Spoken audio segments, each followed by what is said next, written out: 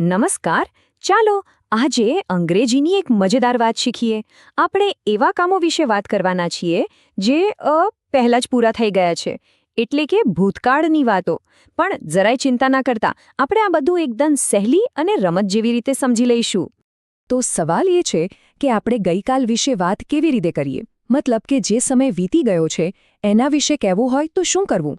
આના માટે આપણે જે શબ્દો વાપરીએ છીએ, ખાસ કરીને જે કામ બતાવે છે એ શબ્દો, એમાં થોડો ફેરફાર કરવો પડે છે. હા, તો આ જ છે મુખ્ય વાત. ભૂતકાળ વિશે વાત કરવી હોય તો આપણે વર્બ એટલે કે ક્રિયાપદને બદલવું પડે છે. પણ કેવી રીતે? એ બદલવાની પણ રીત હોય છે. ચલો આપણે સમજીએ કે આના માટે બે મુખ્ય રીતો છે.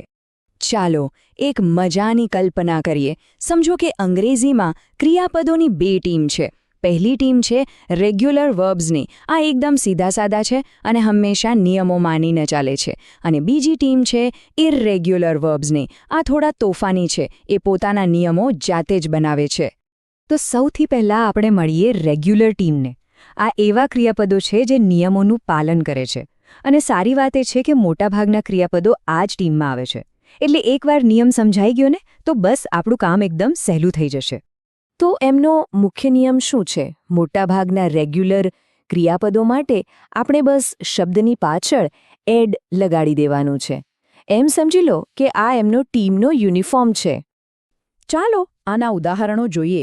જેમ કે પ્લે બની જાય છે પ્લેડ, વર્ક બની જાય છે વર્કડ અને ઓપન બની જાય છે ઓપન્ડ. એવી જ રીતે વોક એટલે ચાલવું, એનું વોકડ થાય, અને ટોક એટલે વાત કરવી, એનું ટોકડ થાય. જોયું કેટલું સહેલું છે? બસ ઈડી ઉમેર્યું અને કામ થઈ ગયું. હવે જોઈએ બીજો નિયમ. જો કોઈ ક્રિયાપદના છેડે પહેલાથી જ ઈ આવતો હોય તો તો કામ એનાથી પણ સહેલું. આપણે ખાલી પાછળ ડી લગાડી દેવાનો છે. દાખલા તરીકે લવનું લવ્ડ થાય, લિવનું લિવ્ડ અને યુઝનું યુઝડ. એવી જ રીતે ડાન્સનું ડાન્સ્ડ થાય. અહીં આપણે ફરીથી ઈ નથી લગાવતા, ખાલી ડી જ લગાવીએ છીએ. ઓકે, હવે એક નિયમ પર થોડું વધારે ધ્યાન આપીએ. જો કોઈ ક્રિયાપદ વ્યંજન એટલે કે કોન્સોનન્ટ અને પછી વાયથી પૂરું થતું હોય તો આપણે વાયને હટાવીને એની જગ્યાએ આઈ મૂકવાનો છે અને પછી ઈડી લગાવવાનું છે. જો જેમ કે ટ્રાય બની જશે ટ્રાઇડ, ક્રાય બની જશે ક્રાઇડ અને કેરી બની જશે કેરીડ. આવું જ એક બીજો શબ્દ છે સ્ટડી, જેનો ભૂતકાળમાં થાય છે સ્ટડીડ. આપણે જોઈ શકીએ છીએ કે દરેકમાં વાયની જગ્યાએ આઈડી આવી ગયું છે. આ પેટર્ન યાદ રાખવી ખૂબ જ જરૂરી છે.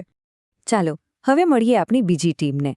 આ છે ઇરરેગ્યુલર ટીમ, એટલે કે નિયમ તોડનારા.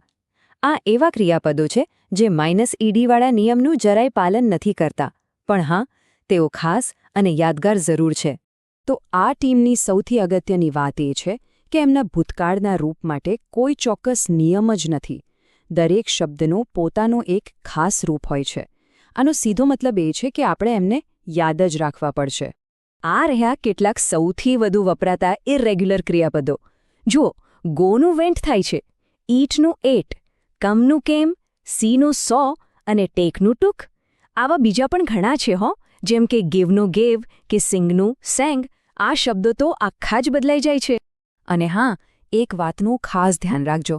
ગોડ કે ઈટેડ જેવા શબ્દો અંગ્રેજીમાં બિલકુલ નથી. એ તદ્દન ખોટા છે. હંમેશા યાદ રાખવું કે ગોનું ભૂતકાળનું રૂપ વેન્ટ છે અને ઈટનું એટ છે. વાહ, આપણે બંને ટીમો વિશે બધું જાણી લીધું. તો હવે એ જોઈએ કે આ ક્રિયાપદો વાસ્તવિક વાક્યોમાં કેવી રીતે વપરાય છે.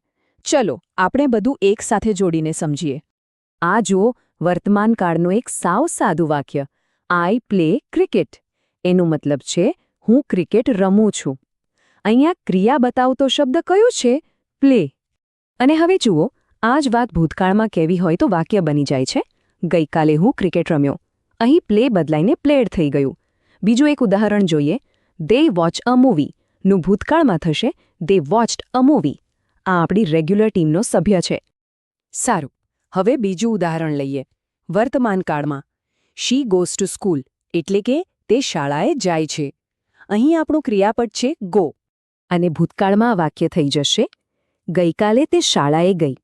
અહીં ગો આખું બદલાઈને વેન્ટ થઈ ગયું. ચલો બીજો એક વાક્ય જોઈએ. વી ઈટ એન એપલનું ભૂતકાળમાં થશે વી એટ એન એપલ.